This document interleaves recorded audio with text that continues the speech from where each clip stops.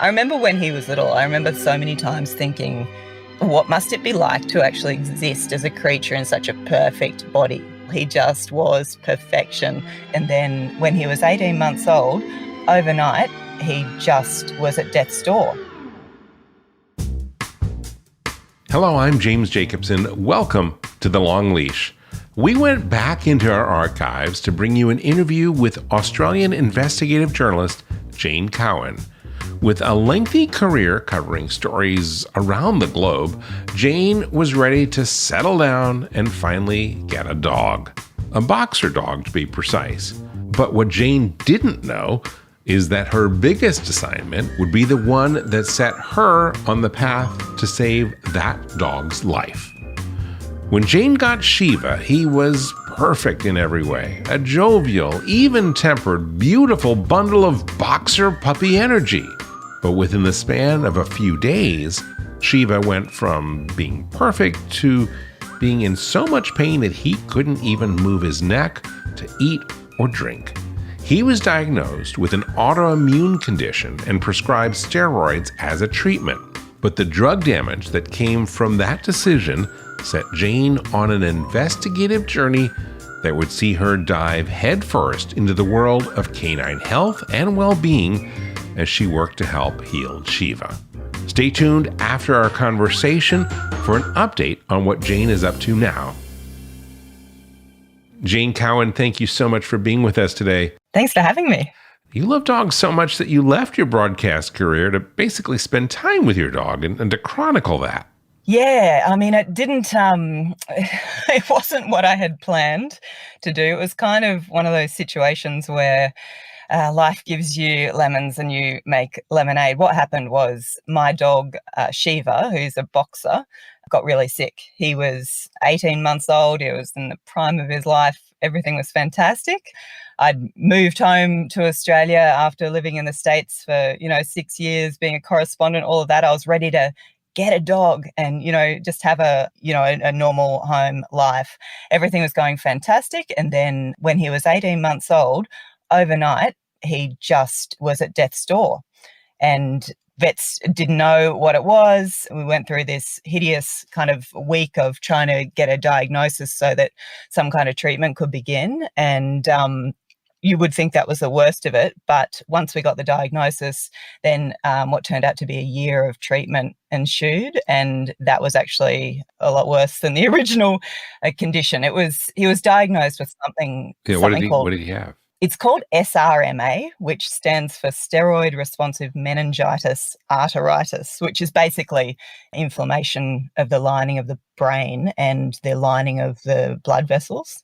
And so it sort of began with him being listless, and then over several days he couldn't bend down to reach his water bowl or food bowl. And then when he was examined, he would react with extreme pain when his neck was bent to either side or up and down, which is the inflammation in the blood vessels in the brain and whatnot. And he ended up having to have an emergency spinal tap because they wouldn't treat it without doing that to diagnose it. By the time that happened, he was in so much pain that he was basically vibrating, looked like he was about to levitate. It was the most hideous week of my life and worst year of my life. It's the hardest thing I've ever been through because the treatment is high dose, long-term steroids, prednisone, and that does a lot of damage. Well, we'll get into the treatment in a moment, but at the point where he was diagnosed, when Shiva first started getting sick, you were still at the ABC. Yeah. And what were you doing there? You'd been there for 20 years. What were you doing?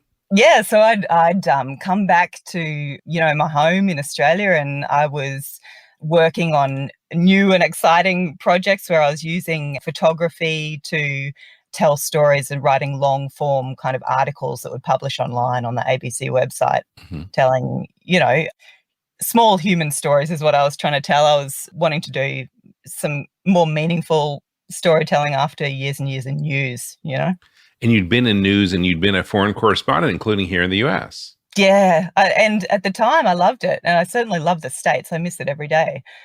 but that was a totally different kind of work where you're just jetting in and out of stories, and most of the time you have no idea what you're talking about. It's all very cursory, and it gets pretty frustrating and repetitive, the news cycle. So how did Shiva enter your life? So Shiva, I had wanted a dog the entire time. I grew up with dogs. We had the sort of classic Australian dogs growing up, a Kelpie and a cattle dog. And then I had had a boxer before when I was in my 20s. Mm-hmm. And then once I got swept into the whole journalism thing, that meant so much moving around that having a dog and doing things like that was totally impossible.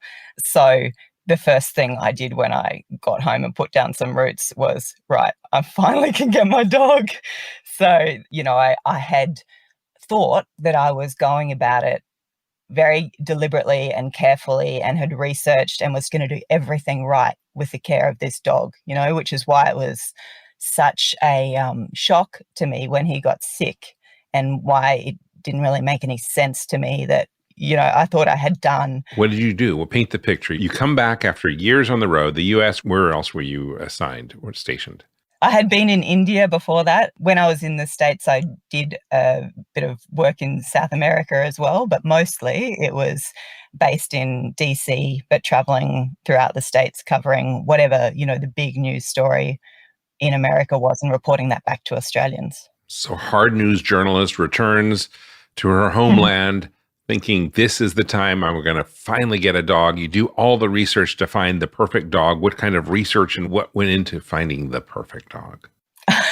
Well, I guess, I knew I wanted a boxer, Yeah. but I was careful about what breeder I chose. I didn't just get the first puppy that I loved. I tried to find one that had been, where all the proper health testing of the parents had been done, all of that kind of stuff.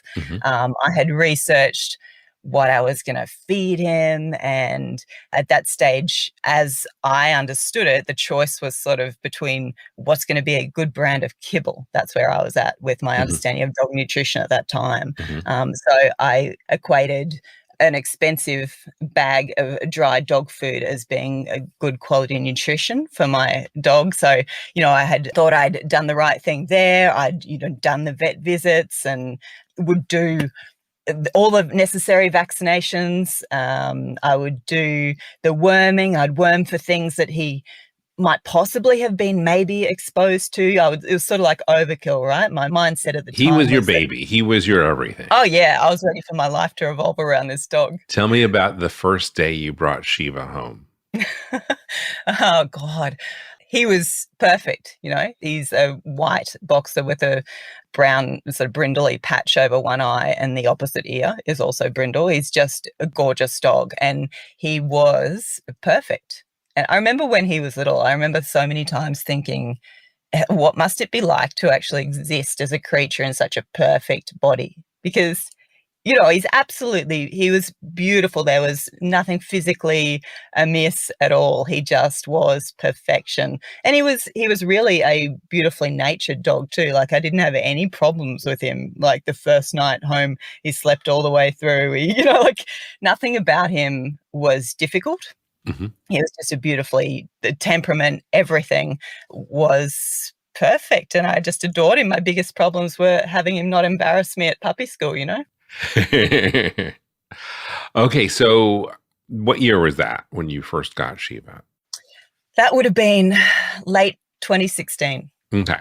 Fast forward, you're doing your work at the ABC, you're making these human interest stories, and you start to see Shiva have some early symptoms. When was that, and what were they initially? Yeah, so it really happened pretty suddenly. One day he was in perfect health. Now that I look back at it, I guess there were things earlier, but at the time it seemed like he went from being a young dog, not even into adulthood yet, still a puppy, to waking up one day and just standing there listless, like a totally hyperactive boxer to listless dog overnight, and being barely able to move, and then progressively over several days being unable to bend his neck down far enough to eat or drink.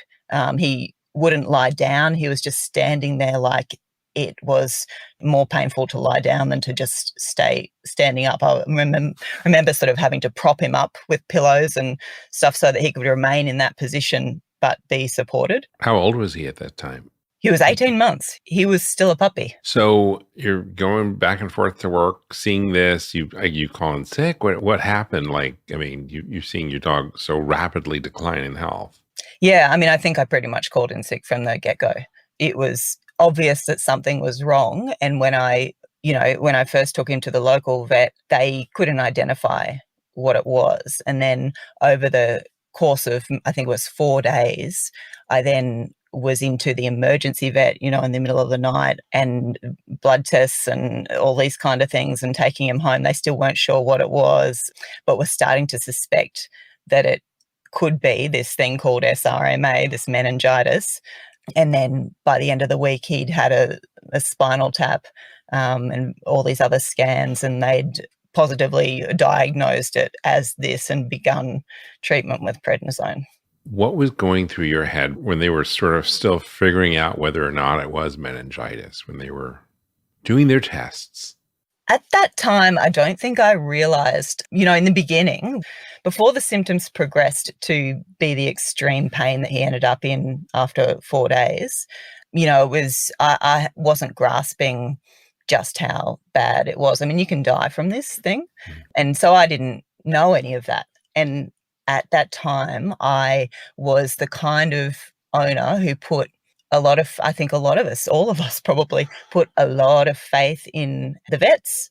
And I wasn't, second guessing anything that they were doing or saying. I was just taking him to them, having him examined, and waiting for them to tell me what to do. That's the space I was in at that time. And so, it feels, anyone who's had a sick dog, you feel completely helpless. You don't feel like you have the capacity to really help them, the expertise to help them, the knowledge. And so you're out of control because your ability to help your dog sort of depends on somebody else. So it's a horrible feeling and extremely worrying, but I don't think at the time I grasped exactly how serious it was until he was in really bad pain by the end of that week, and that was absolutely heartbreaking. I think that out of control feeling and not being able to do anything is so frustrating and so exasperating for people. Yeah, and you don't even know where to begin because, this isn't your area of expertise, and Right. You don't know. You're really just at the mercy of the vets to know their stuff and to be able to help your dog and to care as much as. I remember, begging the emergency vets because there was only a certain number of procedures that they could do that day and he may not have been able to be, fit in to their schedule to get the spinal tap. And until he got that, they wouldn't start giving the treatment. And he was in this awful pain. And I remember, in tears begging them to please, just get my dog seen. Yeah, it's a horrible feeling, isn't it? Had you ever had that feeling of disempowerment before? No, I don't think so because, I haven't had kids or anything like that. I haven't had anyone in my family be seriously ill. So this was the first creature that I loved, that animal or human, that was in a really bad way. And, with everything about my life up until that point had been really straightforward. And as a journalist, the problems had always been somebody else's. Like I was exposed to traumatic events and that kind of stuff, but it was never my trauma. I was telling other people's worst days of their life, and now it was my worst day of my life. So, yeah, it was an awful feeling. When you did resort to tears and pure emotion to get them to do the spinal tap, what was going on? I was just desperate. I mean, I don't think it wasn't calculated or anything. It was just, I was in total panic, and I just couldn't lose this dog, and I needed them to help him. And, you're very conscious that your dog is just one of many serious cases that an emergency vet hospital has on their plate. And for him to be a priority for them God knows what he was competing against at what other emergencies. So yeah, it's you just want them to care as much as you do. So they do this spinal tap. They confirm that it is this type of meningitis, this type of inflammation of the brain. And then they start the course of medicine. What was that? Yeah, so the standard treatment for this is very high dose immunosuppressive levels of prednisone, which is a steroid. And they had told me at that time it would be like 6 months of treatment, and to prepare yourself because it's rough. And what did they say was going to be rough about the prednisone treatment? I think they had said that it would be lengthy. They were more saying that the condition itself was a serious one, and that, you could die from the meningitis itself. Not all dogs made it. Mm-hmm. When it came to the actual prednisone, the only side effects that they had put in front of me at the beginning was that, he'll drink a lot and pee a lot, that kind of level of side effects. And that was, the very tip of the iceberg. As I discovered, it's a lot worse than that even when you're using it at low levels. But if you're using it over, as I've found out, over a long duration, yeah, that's where you get it. Is a synthetic version of cortisol, is what prednisone is. So the hormone produced by the adrenal glands, and it impacts just about every process that goes on in the body. So you get some really dramatic and hideous effects.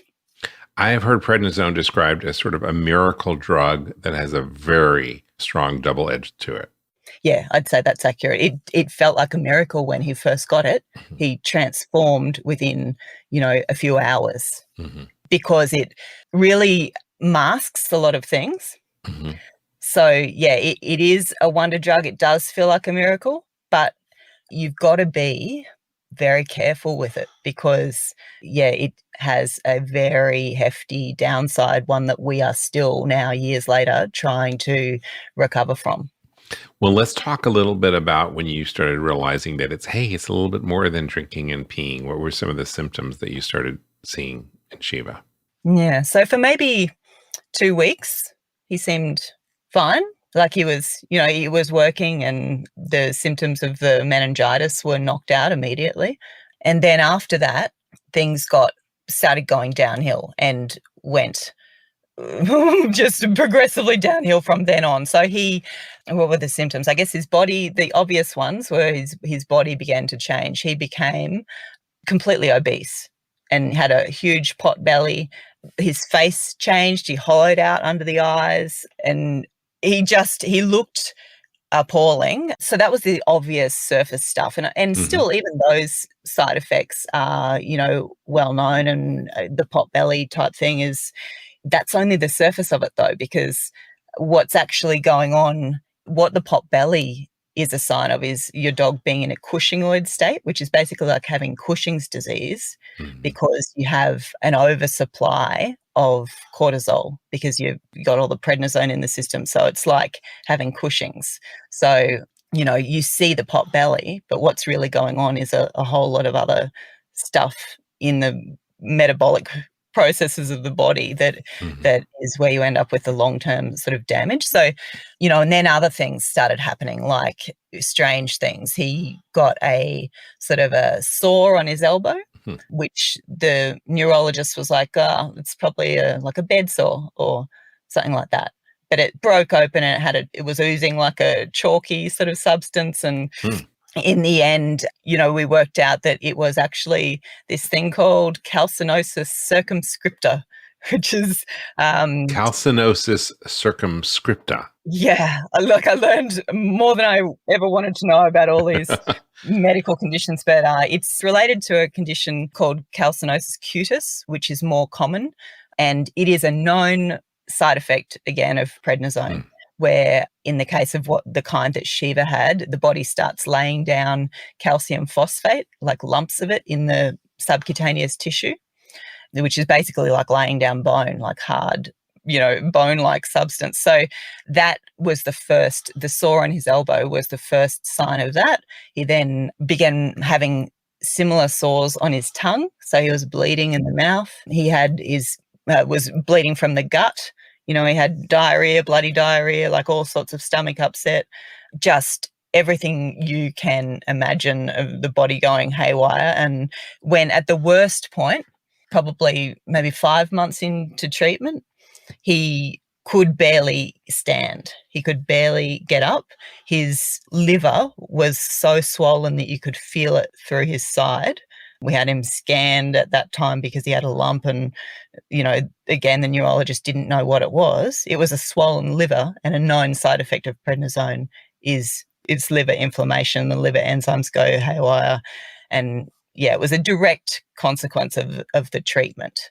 And none of this was related to the original condition that had been knocked out in the first couple of weeks. So these were all side effects of the pred.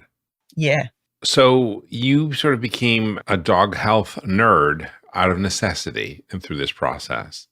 But somehow you decided to share your story. What was the moment when you said, hey, this is something I want to share with people? I just kind of felt compelled to do it because through all of this, I guess, Shiva was getting worse and worse. The vets didn't know what to do. I felt like I was going to lose him unless something changed. They didn't have any answers. So that's what made me start to research not only the condition that he had, but the treatment protocol that was being applied. And that's when I realized he'd stayed on the highest dose for 3 times as long, and when at the point where he was his worst, when he could barely walk, that's when I really started to engage with the decisions that were being made and stopped just doing what the vets were saying to do and started sort of researching the drugs and what was going on. And so what I realized at that point too was that where he had really gone downhill, it was where he had been put on a second immunosuppressant drug, cyclosporin. And when I looked into that, it turns out that those 2 drugs, prednisone and cyclosporin, when they're used together, they each increase the effect of the other. It's called like potentiating. They each increase the effect of the other, and the sum is greater than the whole of its parts. Totally. In a good way. Synergy. Yeah, but in a bad way as well. All side effects are, worsened. So it was only because at that point I was engaged with the decision making that I insisted that we stop the cyclosporin, and then he was better within half a day, like was coming up again. So can a lot of this just be attributed to, like, I presume, a bad veterinarian or a bad vet tech? The only conclusion that I've been able to, the only sort of sense I've been able to make of it is that there's a readiness to prescribe drugs, but much less familiarity or ability to deal with the side effects that they cause when things go wrong. So, it's with everything from antibiotics to heavy-duty drugs like prednisone. They are very readily dispensed, but when it comes to dealing with the side effects that they quite often actually cause, vets are less good at that. And we felt very much on our own. And once I'd gone through that and I had done such research for my own dog's sake, I was then in possession of all this knowledge that I wanted other people, that I thought other dog owners that I wished I had known at the start. And that's what compelled me to put it out there. And so, I began blogging, documenting what was going on with Shiva. The first article I did was what prednisone will do to your dog's body. This is what prednisone will do. And I documented and I had pictures and descriptions of every single side effect that we had happen to us. And then when we were coming off the prednisone finally, a whole range of other strange things then started happening to him as he detoxed. As I now understand it, it's detox from that drug. So, delightful topic to talk about. He had mucus in his poop, just unbelievable amounts of it, which ordinarily the veterinary response to that is to, medicate for, like to give you metronidazole or like Flagyl, it's also known as, to give you an antibiotic for that. But by that point, I had understood enough to recognize that that symptom was part of a detox process and that it wasn't about medicating it. It was about letting it run its course. and, come out the other side. So, yeah, it was wanting to share all of those things with other people so that they didn't have to go through what we did. In this case, quite literally, in the form of mucousy poop. Well, on that lovely note, we are going to take a quick break right here. But when we come back, we will talk more about how Jane Cowan turned her mind to researching Shiva's condition, and she'll tell us about her book, Super Canine. We'll be right back. And now, a message from your dog. Every day with you is like a day at the beach, and I want as many beach days as possible. I want to run and sniff and find a good stick to carry. I want to roll in the grass and warm my belly in the sun. I want to walk with you, run with you, sleep with you, eat with you. And when I eat with you, I want Everpup. The green, grassy, beef liver spike smell wakes my senses. You may not realize this, but it tastes like homemade gravy, especially when you wet it. It infuses any food you give me with health and life and vibrancy. I can feel it, Everpup, traveling to every cell in my body, nourishing each one. It helps me feel like I'm on top of the world. I'm so glad you're giving it to me every day, because every day I'm so glad to be with you. I wouldn't have it any other way. I want my Everpup. It just makes me feel good. I am so grateful to be your dog and for the Everpup you give me. So now that you know what your dog wants, get Everpup, the ultimate dog supplement. Everpup is available in select pet shops and on Amazon. But to get the best price possible, join the Everpup Club at everpupclub.com, where you'll get your first jar for just $8 with free shipping anywhere in the US. Go to everpupclub.com and use the discount code DPN. That is everpupclub.com. Everpup every day. We are back with Jane Cowan. So, Jane, how did you do this research? How did you gain your honorary veterinary education? Yeah, I mean, every way that I could get my hands on information, I did it. So it's everything from reading veterinary journals, which we can all do. Sometimes you have to pay to get access to an article for 24 hours or something, like pay $30 to get access to it. But quite a lot of information actually is available there and gettable in veterinary journals if you can sort of manage to wade your way through and make sense of it. So that it was a lot of the most useful information, though, came from other dog owners. We're in the vet journals. Do you have a biology background or a medical background at all?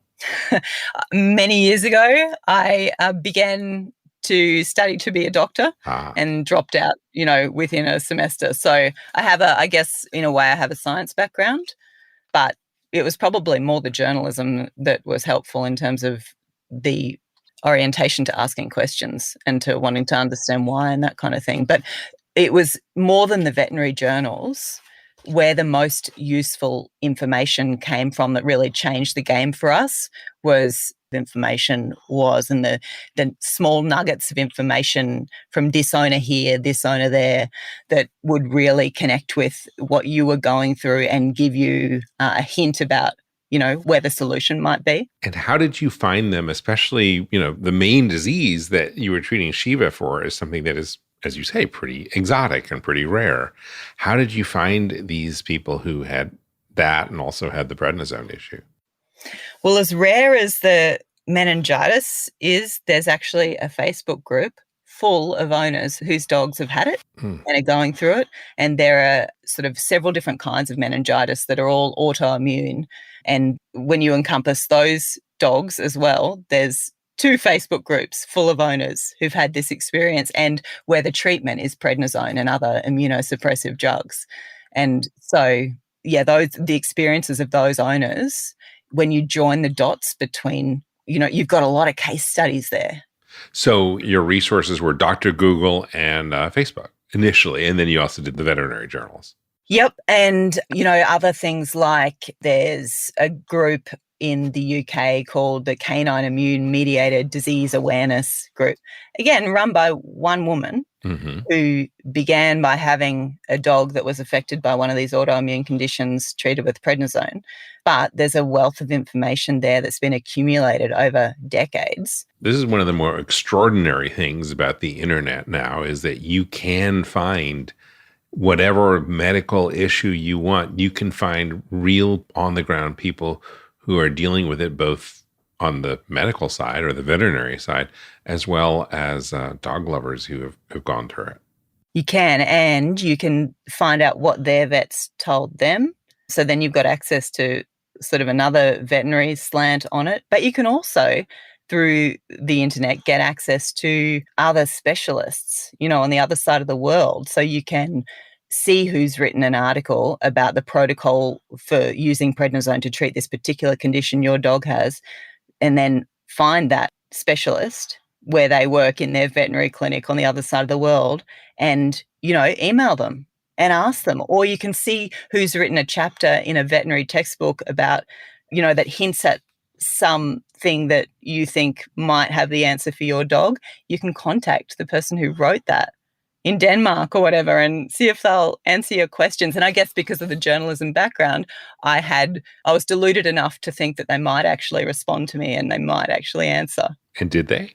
And they did, yeah. Because they want to help. So we now live in a pretty extraordinary world. Not only can you find these people, but there's this whole thing of telemedicine. Other than sending back and forth emails, did you have any telemedicine sessions with doctors who are not around locally? With that, I tried to do that at one point with the guy who designed the protocol that Shiva was being treated according to, who was in the UK and I was in Australia. And what I ran up against there was he wouldn't do it because of some law. Because my dog wasn't technically his patient, he hadn't put the hands on the dog. He was citing some law that made it illegal for him to really offer an opinion. I'm not sure if that was actually the case or if it was that he knew the specialist who was my dog's doctor and didn't want to step on toes. Because, telemedicine, as you say, happens all the time. It can be done. And I just kind of want to dig into this a little bit more because I think this is a common thing that a lot of dog lovers have experienced when they have a particularly thorny veterinary issue, that veterinarians are reluctant to say bad things about their colleague. I definitely think there is that. There's probably that in human medicine as well, because they do know each other, and even internationally they know each other because they go to conferences, and when you get into a really high area of specialty, they know who's authored papers and they're connected. So it is difficult. It's definitely difficult. And I think vets themselves acknowledge that it's in many ways, conservative profession, that change takes a long time to affect. And it's difficult to speak out of school. I mean, you even see that with raw feeding. Well, I think veterinary medicine has an extra layer on top of all of that, which is that it is a discretionary spend economically. People, it is a business, right? This is not state healthcare. This is a business, and the specialists charge more money, and it sounds like they have a very small connected network. And so they are, in effect, business people as well. Oh, yeah, and they've got the market cornered. How expensive has this odyssey been with your dog? Oh, God, I mean, it'd be... Have you added it up? I shudder to think it would be certainly thousands, probably, just getting diagnosed was thousands and thousands and thousands of dollars to do these diagnostic procedures. And, and then the snowballing effect of the health problems and the constant, there was a time there where we were back and forth to emergency vets paying exorbitant fees for, middle of the night appointments, weekly. It was just hideous. And then once you realized something was amiss with the treatment, trying to get help from another specialist, there were no other neurologists, but there were internal medicine specialists who, some of their area overlapped and they might be able to help. So there are, I was going and taking him to that kind of specialist as well, trying to get a different insight into what was going on. And they helpfully told me, get him off the prednisone. That's how you fix this. Like, well, yeah, like that's apparent now, but we'll put on the prednisone because we're told that's the only way to And then finally, we mentioned telemedicine. Finally, at the end of all this, when we were coming off the prednisone, I did a telehealth consult with a holistic doctor, finally consulted a holistic veterinarian in another part of the country, and only to have them tell me that the entire thing could have been treated without prednisone from the beginning. Wish you'd contacted us then. You didn't have to go down this path. That must have been tough news to hear. So is all of this information that you have gleaned from medical professionals around the world and people who've also been through it, is that the basis for putting together Super Canine? Yeah, so the book, it was another evolution further along from that. So once my eyes were opened to the fact that not everything that your vet told you was necessarily going to be right, and that I started questioning and trying to understand the basis for every single bit of veterinary advice I then got from that point forward, or that I had ever gotten in the care of, how to raise a dog from the very first veterinary appointment I ever had with Shiva, because, once you get through the dire trying to keep him alive through the disease, I then tried to understand why he'd gotten sick in the first place. And that's what really led to the book, because I ended up understanding that I had laid the groundwork for him to get sick. How were you a culprit in all this? It was, vets will tell you this condition, SRMA, autoimmune meningitis, we don't know what causes it. It's one of those, immune system going haywire, we don't know why type of things, right? But I don't think that's the size of it. I think from everything that I've been able to glean, it's every decision I had ever made up to that point, from the moment I brought him home, decisions about vaccinations, decisions about chemical wormers, flea and tick treatments, heartwormers, tapewormers, all these things we have our dogs ingest, down to things like chemicals that I use in the house, weed killers that are sprayed on the grass where he plays every day. We were living in the city, he was going to public parks, those places that now I know, drenched in herbicides. That's what makes the grass green. Exactly, yeah, like you can see those iridescent fields now and you're like, oh my God, that's a sure sign you do not want to walk your dog there. And food's a huge one. And as part of food, fasting is probably one of the biggest game changers for us in terms of healing Shiva and, understanding why he got in the state his body was in the first place. It's all these little things that can be part of the way we look after our dogs that can prevent and heal disease, but that aren't, in there normally as part of normal dog husbandry.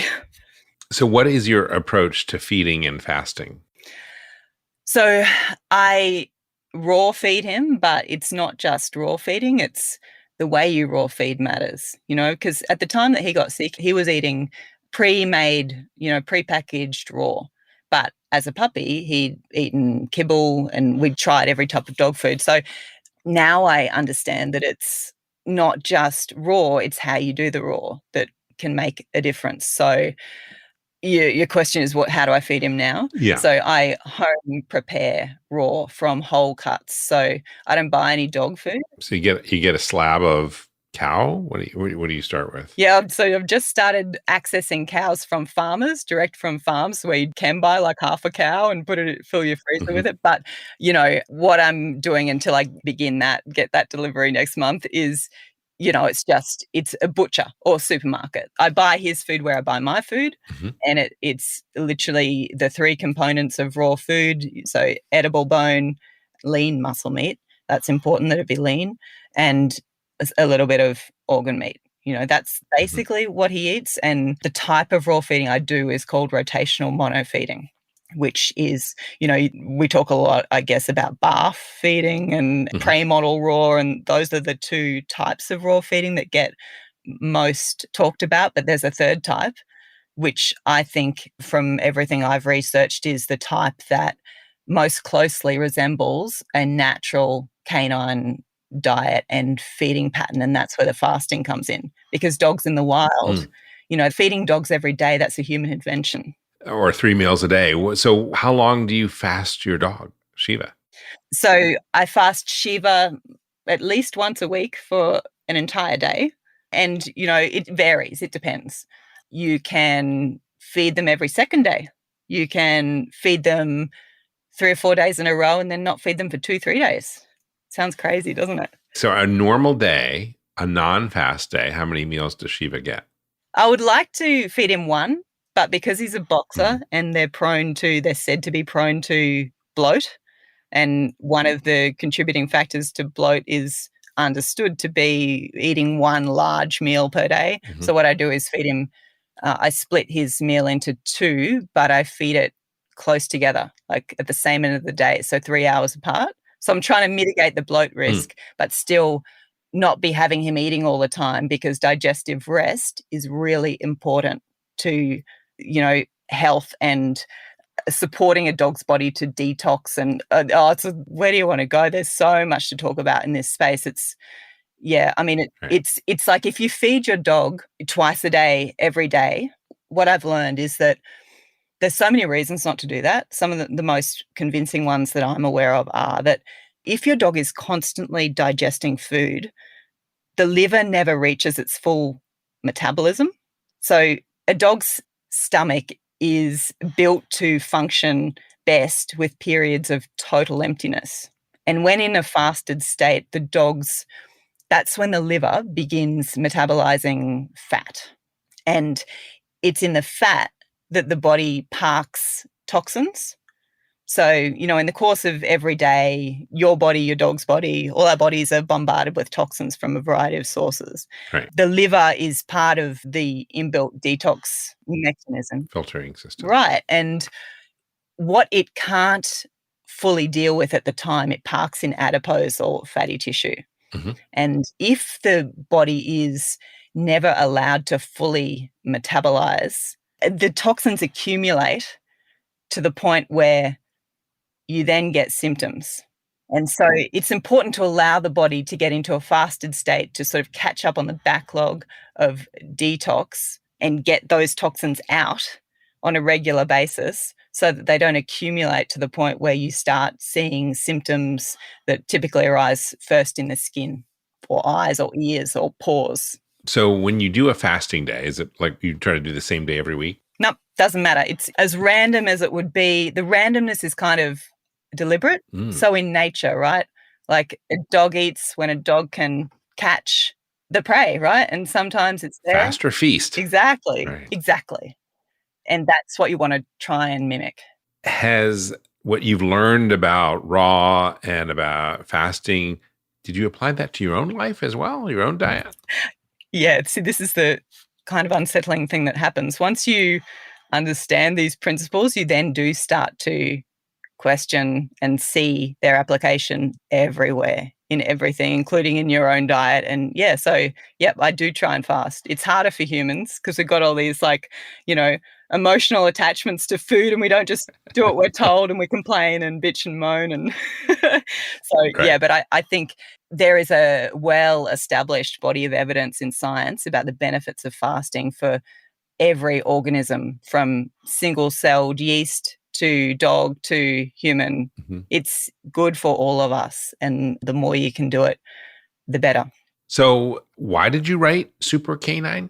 I wrote Super Canine because I was stunned to discover how wrong all the ideas I had about how to raise a healthy dog were. And I could see that other people didn't know this either.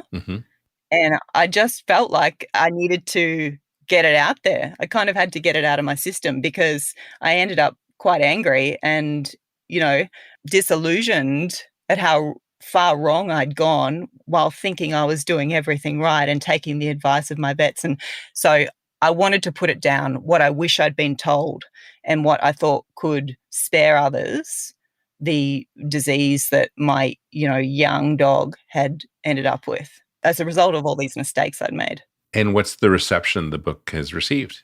It's been positive. It's been, that that people don't know this. It's not that the information isn't out there, but this brings it all together in one place and makes it doable, I think. And does coming from a non-veterinarian make it more accessible?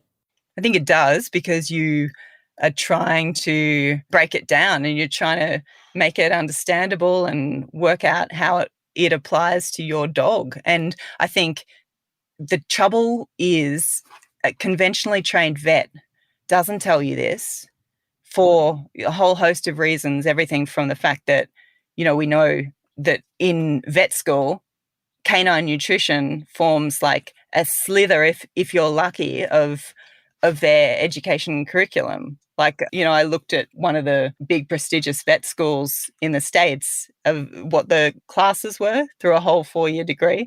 And there's one class on nutrition and it covers like cats and dogs and horses in one semester. And vet schools are sponsored by kibble companies. And that's the other thing, is a lot of times there's a deep relationship between the animal food company and the curriculum when it comes to nutrition.